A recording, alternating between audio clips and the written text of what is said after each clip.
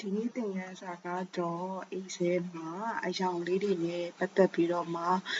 ပေါင်းပြတဲ့အခြေအနေလေးကိုပြပြမှာဖြစ်ပါတယ်ဆိုတော့အရင်ဆုံးအယောင်ချိန်ကြည့်အောင်ပေါ့နော်အယောင်ချိန်မယ်ဆိုတော့ကိုမိမိနှစ်သက်တဲ့ပေါ့နော်ကဏ္ဍလေးတွေကိုအရင်ဆုံးဆက်လက်မှတ်မယ်အဲ့တော့တစ်ကွက်ကျော်နှစ်ကွက်ကျော်တွေမှတ်မှာဖြစ်တဲ့အတွက်ကိုမှတ်ချင်တဲ့10ကွက်ကိုရင်မှတ်တယ်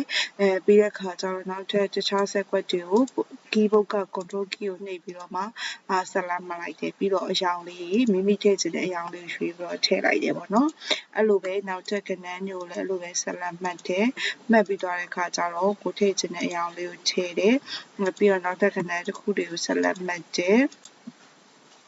ပြီးတော့အယောင်ထည့်တယ်ပေါ့နော်ဆိုတော့အားလုံးပြီးသွားပြီဆိုလို့ရှိရင်ဒီအယောင်တူတဲ့ဆဲကွက်လေးတွေအားလုံးပေါင်းပြီးတော့မလုပ်လဲဆိုဆက်လက်မှတ်ထားမယ်ဥပမာဆိုရင်ဒီမှာအပြာလေးတူတယ်ဆိုတော့ခုနအစောကဆက်လက်မှတ်တယ်လို့ပဲဘာလို့ဖို့လွယ်လဲဆို control key လေးကို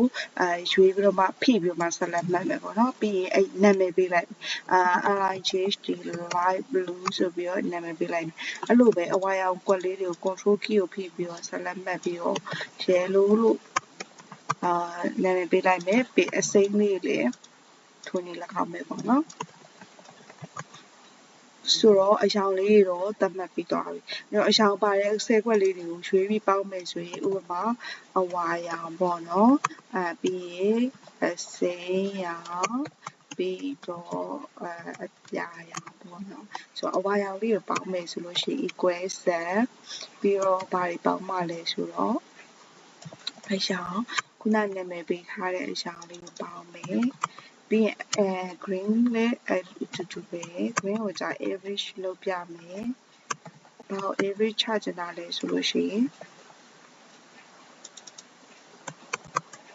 ပြီးရင် light blue လည်းအဲ့တိုင်းပဲသူ့ကိုပေါင်းပြမယ်။